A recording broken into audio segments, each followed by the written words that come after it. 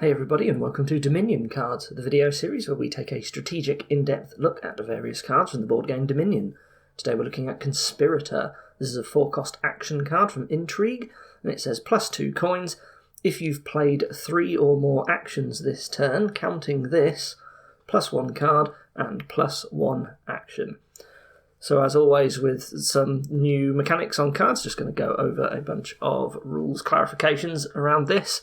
So most cards that depend on playing other cards in the turn might say something like, if there are 3 or more action cards in play, Conspirator is the only card that actually counts cards that you've played this turn in this way. So Conspirator is fairly unique in this regard. It works a little bit differently compared to other cards. What this means is that the cards don't have to be in play in order to count towards Conspirator's activation. So what sort of cards might end up in that sort of situation? So one-shots, these are cards that when you play them, they might disappear out of play as part of their play instructions. So I have some examples here. Embargo from Seaside, you trash it when you play it. Encampment has a chance of being set aside. And a card like Horse, it returns to its pile. Now, Conspirator will count all of these towards activating Conspirator, even though they are no longer in play after you've played them. Command cards, these are cards that will play another card when you play them. So usually they play them from another location and ask them to stay there. So Band of Misfits, you play a card from the supply, and the card stays in the supply. This does actually count as 2 card plays. Same for Necromancer, and also Way of the Mouse. So they're all a little bit like Throne Room. I guess you play the card, and then you get the next card as counts as a second play. So they make it a lot easier to activate Conspirators. You just get more card plays out of those individual cards.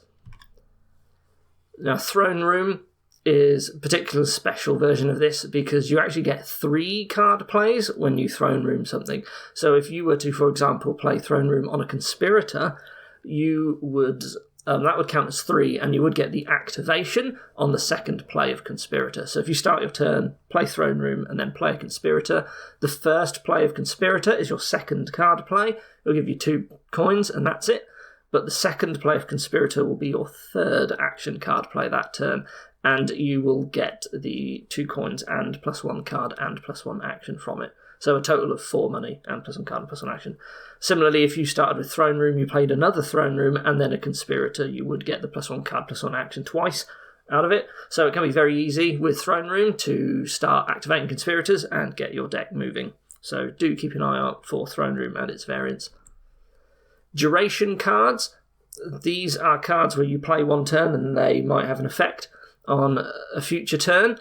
If a duration card activates during your next turn, this does not count, and that is because the actual playing of the card happened on the turn before. It's still in play, but it doesn't play a second time. Now, Prince is not a duration card, but somewhat similar. It tends to stay in play for the rest of the game, but it plays another card, like a command card. And so while the Prince itself isn't going to contribute on future turns, the card that it plays does count towards Conspirator. Captain is pretty similar. That is a duration card. When it activates at the start of your next turn, you get to choose a card from the supply to play, and that counts as a play. But the Captain itself was played on the previous turn. Are you following all this? This all hopefully should make sense. And lastly, you've got reserve cards from the Adventures expansion. So reserve cards, when you play a reserve card, it counts, but some of them can then be called from the tavern mat on a future turn, and that does not count. So Royal Carriage, if it was already on the tavern mat at the start of your turn, you play a Conspirator and then you call the Royal Carriage to play Conspirator again. That's only 2 plays on its own. If you played the Royal Carriage that turn, it would be fine. But, watch out. It's the only Throne Room variant that doesn't necessarily guarantee you can start your turn, essentially, with a Conspirator. Right, so let's move on to the actual strategy behind the card itself. So Conspirator has basically one role. It is economy payload for an engine. It just gives you money. That's basically its sole role, and it's only really any good if it is in a deck that is playing many action cards in a turn. Now, you can treat it as sort of like 2 cantrip coins, so we've looked at cards before like Merchant or Poacher, +1 card, +1 action, and a coin. Conspirator gives you 2 coins instead of 1. Now, this is much stronger than a cantrip coin because you get your deck up to speed with money a lot faster. Like sometimes with cards that only give 1 coin each, you can spend a long time building up to get any sort of significant money, but Conspirator, you get your money real fast into your deck because it's giving you twice as much cash. Now, bear in mind that decks that play a lot of action cards, that we tend to call engines, these are usually the right thing to do on most kingdoms, so Conspirator is really good in these sorts of decks, and that means that Conspirator is usually a pretty strong card overall. Like, if it's not possible to activate Conspirator, you'll know it. It should be obvious in the kingdom, and then obviously it's going to have absolutely no use at all, right? So how easy is it to actually activate Conspirators? And the answer is really easy, actually. If you've not played with Conspirator much, then I do recommend just trying it, and you will see for yourself that actually getting that bonus is pretty easy a lot of the time. Most decks that you're trying to build, you are going to want to be playing at least 2 other action cards in your turn, and you're hoping to be able to build your deck in such a way that you'll always be able to start like drawing your deck. And for that reason, Conspirator is often very, very easy to activate. Like, there's no challenge at all.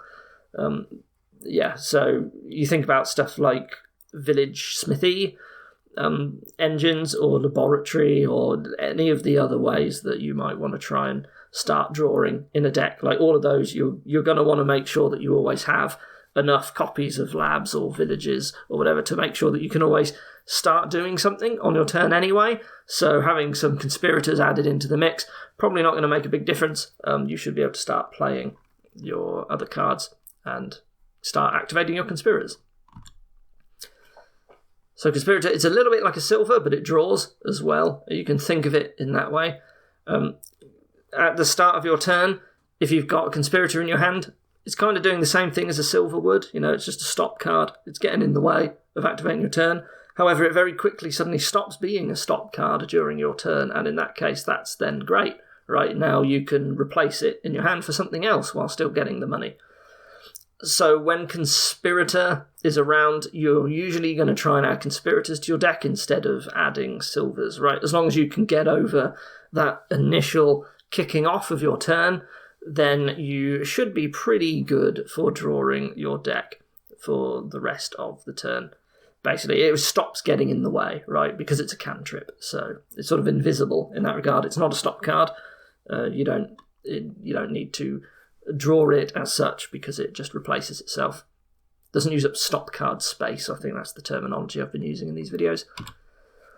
There are some exceptions to this. It can occasionally be worse than a silver. So if you completely dud your hand, then it might be the case that you only get to play 1 Conspirator, or maybe none of them at all, because you've got to play some other action card. Like if you drew a hand of only Conspirators and Terminals, well, if they were silver, you actually would have been able to still play the silvers, but because it's Conspirator, you don't. So what this means is that when you dud with Conspirator, you tend to dud pretty hard, right? You're not going to have some lame half turn that you can still might maybe buy a duchy, and your turn just dies basically completely, and it's a wasted turn.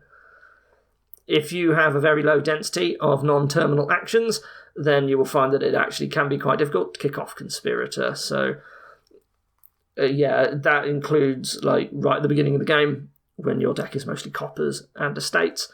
Like, you may find that it becomes quite easy to accidentally collide a Conspirator with something else, and then you just might not be playing the Conspirator, or you have to give up the other action card as well, and that's not so great. So does that mean that you want to open with silver always? Not necessarily, but, you've got to keep in mind that Conspirator, it's not necessarily good for you right at the start of the game.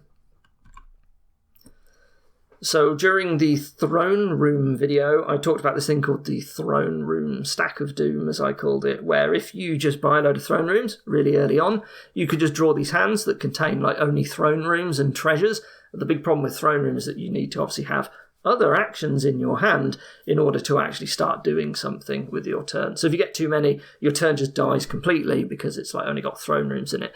And Conspirator is kind of similar in this way. You do need other action cards in your starting hand in order to actually start doing something with your turn. So if you think about how you don't start getting throne rooms straight away, you might want to try and treat Conspirator fairly similarly when building your deck. You know it's good, but you probably shouldn't get them straight away. It's better to try and get your deck reliable first and then start adding Conspirators. Now, that doesn't mean that you never buy Conspirator early. Sometimes it's fine to just play it as a terminal, buy it early on, and then you've got it for when your deck is kicking off. But you don't want to go all in on that. If you were going to do that, you'd probably only have the one until it was time to start adding more into your deck. So when do you start gaining Conspirators? So in a lot of engines, normally the first thing that you want to do is get your draw up to speed. That can include like trashing cards, for example, right? Because trashing your deck helps you to draw. It is only once your deck is nice, smoothly, reliably actually doing the things that you want it to do and playing the cards that you want that you then consider adding in a lot more economy payload. Normally there's some price point you want to be hitting, and then once your deck is now drawing and playing some key cards, then you can now start adding more money to it. So that means that usually other engine components get prioritized over Conspirators until your deck is humming and ready to go. You don't necessarily want to be running an engine with no money at all while you're building, because you still need to add engine components. Like if all of the engine components you want cost 5, for example, you still got to have enough money in your deck to actually hit 5. So that's where like having one Conspirator or something can actually come in pretty useful. But otherwise, you're just going to focus on building your engine parts. It could also be the case that the only way to gain multiple engine parts per turn is through extra plus buys. And in that case, you do need money as well. And in that regard, like getting money into your deck is an important part of building it. And so you'll know when that's the case, and that's sort of a situation where you might start grabbing Conspirators slightly earlier, maybe, than you might in other sorts of decks. But generally, try and get your deck under control, get it stable, get it reliably doing what you need it to do first, and then you can think about adding Conspirators into it.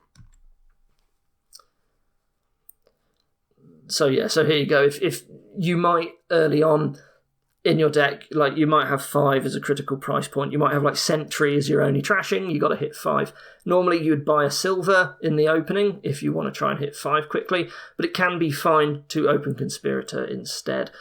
The important thing to note here is what's going to happen if your Conspirator collides with your other opening buy. If you open like Conspirator Silver, well, it's no problem, right? So Conspirator is fine. But if you're going to open Conspirator and something like Militia, well, you can't open those two because they both cost 4. But,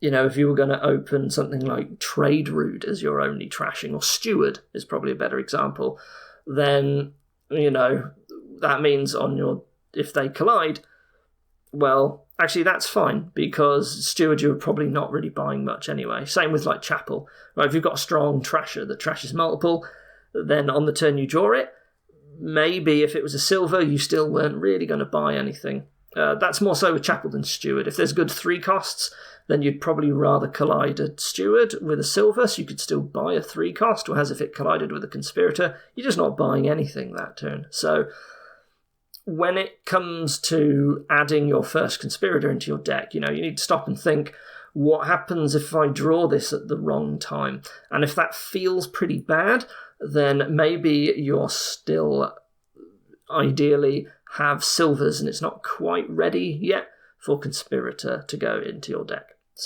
But in the long term, usually you would rather have a Conspirator than a silver, and it's nice to have your deck ideally optimized in the long term, while you're building it, if possible. So how does Conspirator compare with other similar cards? So the closest card to Conspirator is Vassal. This is another cheap card that gives you 2 coins, and you can think of Vassal as kind of like having +1 card, +1 action, the way that it plays the top card off of your deck. Conspirator is a lot safer than Vassal. So Vassal continuously has problems through your turn. If it's at the bottom of your deck and you've got nothing in your draw pile, it's a terminal, and that stinks. If it misses, it's a terminal, and that's rubbish. Conspirator, on the other hand, as soon as you've played 2 other actions in your turn, all the Conspirators are now totally safe for the rest of the turn. So it's much, much better to add to your deck than something like Vassal. And it's not entirely without risk. However, because Conspirator is a pretty good card, and it's likely enough that you won't dud most of the time, you tend to just go for it anyway, even though there is that little bit of a risk that you end up dudding pretty hard. And sometimes you will build your deck perfectly optimally. It will be the right strategy to go for Conspirator. You add the correct amount in at the right times, and then you just dud anyway. Right? You draw 4 Conspirators in your starting hand with a Smithy or something, and it's like, well, there goes that turn. Right? It happens. Dominion's a pretty random game. You don't get any control over the random draw order, and sometimes it just, through no fault of your own, you just randomly get bad luck. And there's not much you can necessarily do about that sometimes with Conspirator. It's still the right play because it's pretty strong, even though you might have just bad luck with it. Now, anything that helps improve the reliability of your starting hand gets a little bit more important when Conspirator is around. So it could be like you drawing more cards at the start of your turn with something like Wharf. You've got Dungeon or Warehouse that are just helping you sift through all of your early cards. Guide, you can call it to replace your starting hand if you've got a bad draw. The event Save, it lets you carry a card that you didn't use last turn and put it in your hand at the start of your next turn, or carry over. Scheme will top deck cards that you've used, so you can just top deck more schemes. Scheme has +1 card, +1 action, and then at the end of your turn, an action card you played, it goes back on top of your deck. So if you just keep putting schemes back on top of your deck, you can keep kicking off Conspirator with basically no risk every turn because you've got 2 schemes in your starting hand. Captain will play cards at the start of the turn, and the list goes on and on. So I gave this list as just a variety of different sorts of ways that the start of your turn can be made pretty reliable. There are way more, and it would be silly for me to just list off absolutely everything. So you'll know them when you see them.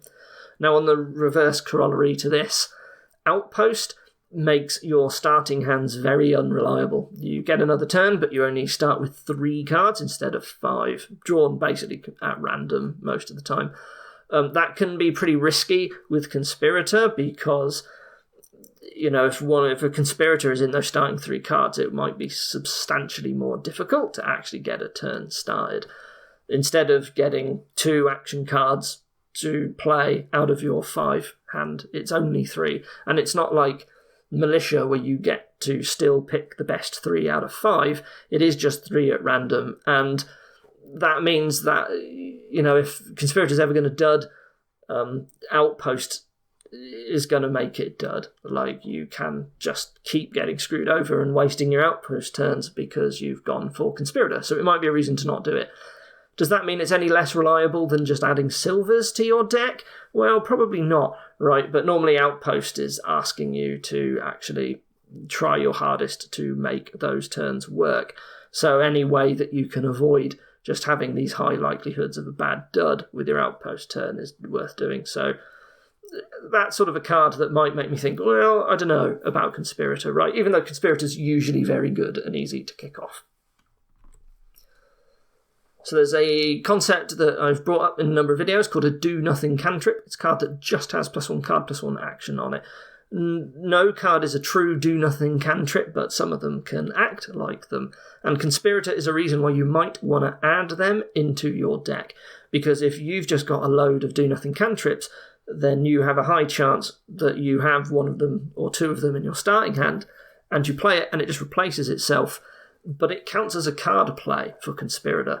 So if you ever have, for example, 2 money and a buy left on a turn, and there is like pawn available to buy, and you've got a Conspirator and you're planning to use it at some point, you should buy the Pawn, because you can just play it for plus card plus action, and that might help you kick off your Conspirator turns, right? It ends up being a lot better than just nothing in that case. So, yeah, they are pretty good. Now, you might think to yourself, well, what if I spent my turns alternating buys between like Conspirator and Pawn, for example? You're going to play the Pawn just for plus card plus action. When you look at it that way, you're still buying 2 cards, and the end result is 2 coins in your deck. And isn't that sort of the same as just like buying Merchants or Poacher, where each card you bought was like 1 cantrip coin? And yeah, that's true. You know, if you buy too many do-nothing cantrips over other things, you'll find that you're not really getting the big efficiency that Conspirator gives you, because Conspirator giving you the 2 coins just makes it way better than the others. But if you're spending all your time buying do-nothing cantrips, was it really that efficient? Now, having said that, cards like Merchant are usually pretty good, right? When you have a chance to add a bunch of them to your deck, you usually tend to do it. So Conspirator downgrading to only being as good as like Merchant, that's still a pretty good card, right? But bear in mind that other cards that you actually want that help your engine, like Villages, like Schemes, like other cantrips that are actually doing something for you, that's a lot better than just buying do-nothing cantrips over and over, usually. So sort of in summary, Conspirator, it's good when engines are good and playing lots of action cards are good. Most of the time, that's what you want to be doing. So Conspirator is pretty good most of the time, I would say. The things that help Conspirator tend to be the same things that help your engine. So trashing, things that improve your reliability, drawing cards more consistently. There's stuff you want to do anyway. And a lot of the strategy of how do you make Conspirator better is exactly the same as how do I make my deck better, generally. Now, when your deck does dud, it tends to dud pretty hard with Conspirator, but it's still usually worth the risk of taking that because it gets your deck so much money so quickly, adding in a load of Conspirators. And adding a load of do-nothing cantrips can help prevent you duds, and you should buy them over nothing when you are planning to use Conspirator. So that's it for Conspirator. So what we're going to do now is we're going to head over to the online client, and we are going to generate some random kingdoms. And let's see how Conspirator does in these.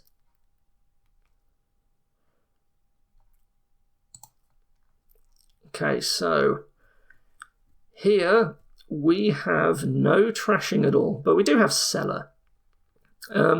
Do we have any draw? This is the big thing. Only Wishing Well, that's pretty bad.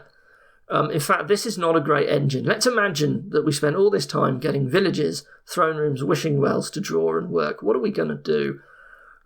Play a Militia. That's it, right? There's not really anything to do on this board other than try and play Militia, right? Very weak. There's 3 Villages and a Throne Room. There's like 4 Villages, and then there's Wishing Well and Bureaucrat and like Workshop, right? The only non-village you want to pick up with Workshop, well, is basically Wishing Wells, Conspirators. Is that still worth doing, or is it better to just go big money on this board? Well, I think the lack of trashing means that Conspirator is going to be hard to kick off. Now, you could spend all your time going for Workshop, picking up a load of Villages and Wishing Wells, and then hope to kick off some Conspirators. But the problem is that the lack of trashing means that your Wishing Wells are most likely going to be drawing you like coppers and stuff. So I actually think that this is going to be like Militia, big money, is basically the best thing to do on this board. There's just too many Villages and not enough anything else, and I think that it will be faster to be buying golds rather than trying to get a Conspirator off. So even though you are getting hit by Militia, that's pretty bad for money usually, but you are going to need a lot of Wishing Wells, Villages, and Conspirators to actually do any better in your turn. And playing like Workshops when you are... See, the problem is that like you play Workshop, you try and gain a load of Wishing Wells, and if you can play a load of Wishing Wells, you can kick off Conspirator, but you have so much other junk. And your deck, your Wishing Wells are not very reliable because you've got these estates and coppers and workshops and conspirators and all that. Like, it just doesn't feel very good.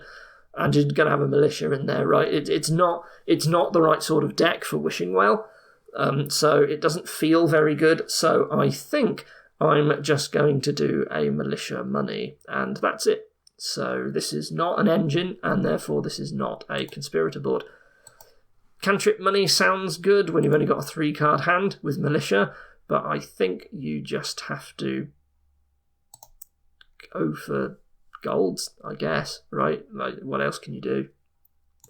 Right, next kingdom. So here, there is trashing with upgrade. There is... Oh, and there's moneylender as well. Is there any village? Well, there is a diplomat, but that's a very awkward village. Well, you can kick it off with upgrade, because upgrade helps get your hand below 5, and then you get a village effect. I would like to see a bunch of markets played and then conspirators. This is basically a cantrip kingdom. There is draw in Wishing Well. Probably not library, because there's no good village. And if you're activating diplomat to get the library effect, then your library isn't drawing very much anymore. I think I'm going to be opening moneylender and Wishing Well, I guess, and I'm going to try and also get an upgrade, and I am actually going to go for Conspirator here. So this is going to be a cantrip kingdom. I'm going to have Wishing Wells to help me draw past the green when I eventually have it. I'm going to get thin.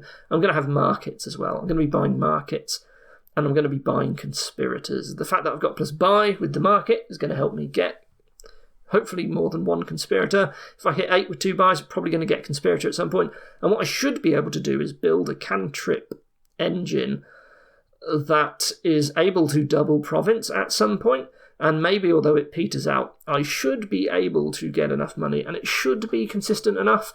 I will have... My Wishing Wells are not going to hit a bunch of the time, right? And maybe I don't even have that many, because there's going to be a mixture of markets and conspirators, and there's an upgrade. I think I don't bother with diplomat. I don't care for actually have a village effect. What is my one terminal that I would like to play? Well, it's going to be moneylender for a while, and then that gets upgraded into a market. And I don't think I care for a bandit. I might even be able to add vassals instead of conspirators once my deck gets very thin. I think I could take the risk on some. So there's just a lot of cantrip money, basically, in this kingdom, and it's pretty good for cantrips. There's no attacks like bandit. I'm not going to have any treasures at all eventually. So conspirator is going to be used here as part of a cantrip money gaining strategy.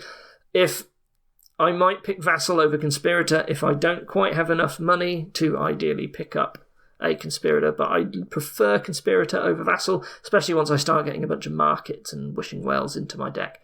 It's going to be very easy to kick off Conspirator. So, yeah, Conspirator is fine here. It does one thing, and there's actually other cards in this kingdom that are doing the same thing, so it's not super exciting, because its role is also being filled by other things, but, you know, it's still pretty good there. So here we have Throne Room as the only village. There is a money lender for trashing. There's a swindler. 4-cost cards get turned into money lenders and bureaucrats. That's pretty bad. Ideally money lenders, because Courtier doesn't mind having a bureaucrat in your deck. What is actually happening in this kingdom? A draw engine with Smithy feels difficult, because if you want to use Throne Room, you need something non-terminal, and you've got Lurker, Seller, and to be fair, you've got Conspirator as well. If you just have a lot of Throne Rooms and Conspirators, you have kind of got an engine there. You'll generate a lot of money, and the only plus buy is Courtier, which doesn't actually feel very good in this kingdom. The drawing is hard here, is the big problem. Like, if I start my turn by throning a Conspirator, sure, I've now got, I've still got an action, but I am down to 4 cards in hand. And yeah, it's tough to draw. Lurker feels pretty bad. Seller doesn't feel very good either, but I really want to be playing Swindler, so I'm going to open Swindler. Swindler seems pretty good. If you can turn coppers into curses, they are stuck in your opponent's deck. In fact, that's pretty important here, because if you're going to try and do like a throne room conspirator, that feels way too difficult, actually. Because you're going to have some curses. You're going to have these cards turned into moneylenders and bureaucrats, and then your deck's going nowhere. I actually don't think you can pull off Conspirator. Like, Throne Room on its own is not good enough. I think this ends up being Swindler, and I guess I take a moneylender, and after that, it's just money, I think. I think I really want golds in my deck. Any silvers will get turned into vassals if I'm not going to have any actions, but that's probably fine. You can probably, if you have one Swindler, one moneylender, and some vassals, it's not the worst thing ever. But I think the main thing to do here is to try and get gold. Is Courtier good in that regard? It would be a pure gold gainer. If it gets hit, it gets turned into a duchy. It is the only 5. Maybe that's fine. Maybe I just want as many golds as I can to protect me from Swindler, because there's nothing else I can really do. The other alternative is Smithy Big Money. Is that good? I don't think it can work against a Swindler, and you can't really play Swindler and the Smithy at the same time. So this does look like it's just sort of Swindler, Big Money. I think I can add Courtier, because if I ever draw it alongside the Swindler, I get to do plus action and gain a gold, and then play the Swindler. So, yeah, I think I can have a Courtier as well, but it didn't feel very good. Maybe it's bad. I just want as many golds so that I'm safe from the Swindler, really. Yeah, nothing else can really work here. I can't see anything being able to be kicked off with Throne Room, even though there's like Vassal and Conspirator. It's just too hard to make it reliable, and you're probably going to be missing Province if you try that, so... Okay, so there's no engine here, so Conspirator is pretty bad, and it felt like there might be one, but I don't think I can get it to work. I think that's more of a Swindler money game. It's a bit sad, really. I don't even like Bureaucrat there, honestly. What's going on here? So we have Masquerade to thin, and also replace technically as well. We've got Torturer and Festival, even Council Room. I would rather go Torturer. So Festival Torturer is what I really want to be doing here. I want to get thin with Masquerade, so I start with Masquerade. I want Festivals, I want Torturers. I'm going to try and draw into bridges with that, but the draw is not fantastic here. The alternative is Minion and Festival Minion, which again is not fantastic draw, but I would rather kick off the Torturer attacks, honestly. It feels pretty decent. Now, I guess the only problem is Masquerade. It'll help you thin, but Torturer is actually dampened by Masquerade because they put the curses in their hand and then they just pass them straight to you. So actually, maybe Torturer is not the best thing in the world here as a result of that. Maybe it really is Minion, Festival, and Bridge. It doesn't feel very good. You can use Conspirator in that as well. In fact, it's pretty easy to kick off Conspirator in that kind of deck. Conspirator's pretty nice. I think given that Festival is the only village, I want to open Masquerade. I am probably going to get a bridge, but I'm going to open Masquerade Silver, and I'm going to focus more on using Conspirators than bridges. Now, I will get some bridges. I've got a bunch of buys with Festival, and pulling off bridge plays is going to be good. However, I think I need a bunch of Conspirators because stop card space is at a premium, and honestly, I don't know how many bridges I'm actually going to be able to play. Like, how many Festivals am I going to get as the only village? I'm going to spend a bunch of them on Torturers. Am I only really going to be able to play like 2 bridges per turn or something? Doesn't feel very good. So I think I would rather... Would you go for a mixture of Torturer and Minion? I wonder if that would work. You would play the Torturer just for the attack and then you discard. Right, if they take the curse, you can just discard your hand. It feels like a waste, but with Festival, maybe it's not a waste. Maybe you actually do have the very rare board where you have Minion and Torturer both for draw. It's a bit awkward, but I think you could do it. And I think you could get a lot of Minions with Conspirators and Bridges in your deck. maybe that's what we do. But basically, I like Conspirator here more than Bridge because it's just hard to actually activate a lot of bridges. And so getting more money, you still get the cost reduction, which is really good for Bridge, but you would rather, you're not looking to get provinces down to only costing like 2 or 1 each. They're still going to cost something like 6 or 5, so you need the money, and Conspirator's going to be pretty good for that. And what will probably happen is that actually you'll just start to run low on 3 pile, so you really need to be buying some provinces early, and Conspirator's going to help you do that. So I think Conspirators are really important here, whether you go Minion or Torturer or like some sort of mixture of both. Replace doesn't feel very good here, honestly. I don't think I'm going to be replacing. But yeah, whichever way we're going to draw, I think Conspirator is going to be important. I think just because action space and villages are at a premium, so even though Bridge is usually more powerful, you're going to struggle to get off enough for it to overtake Conspirator in power. So Conspirator very good as a payload on that. But, we're getting the draw up first. And here is the last kingdom. So we have Sentry for trashing. We've also got Remodel as well. We've got an Ironworks to pick up Throne Rooms and Conspirators. That's really good. I'm going to open Masquerade and Ironworks on a 3-4 and just kind of hope I get to play the Ironworks.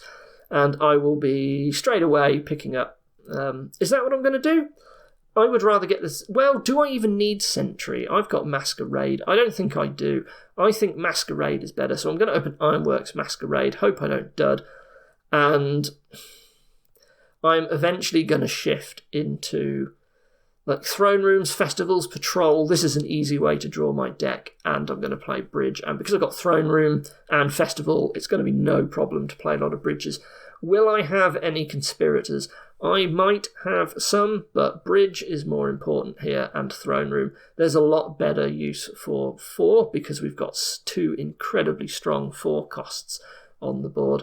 And that's really what we're going to do. This is going to be try and be a Bridge mega turn. Conspirator can make that easier. It kind of depends on how viable it is to get like Festivals. But bear in mind we've got cost reduction with Ironworks, so getting Festivals and Patrols and stuff, not even that difficult. And of course Bridge is still absolutely fine for buying these cards. It acts like a silver when you play it. So maybe I don't get any Conspirators here just because I'm too busy doing other stronger things. And I sort of don't need the money because I've got Bridge, and Festival is giving me money as well. Like, you can just have a situation where you've got too much money. But yeah, I think I would rather be getting Throne Rooms than Conspirators, so I can be throning Bridges and Patrols and stuff. So I think Conspirator misses out just because the rest of the engine is too strong and is a sort of a weird engine where all of your money is already coming from your engine components, and ultimately, how much money do you even need because you've got Bridge? So Conspirator has one role, which is engine money, and you just sort of don't really need the money here, right? Ironworks is gaining the cards directly as well, so that's a shame for Conspirator, but yeah. Anyway, as you can see, Conspirator tends to be good based on the engine. If there's no engine, there's no Conspirator. Rarely you get a situation where you don't care about money, but in a lot of engines you do. And when you do, Conspirator is there for you, right? Anyway, that was my video on Conspirator. I hope that was useful for you. Thank you for watching, and I will see you next time. Goodbye.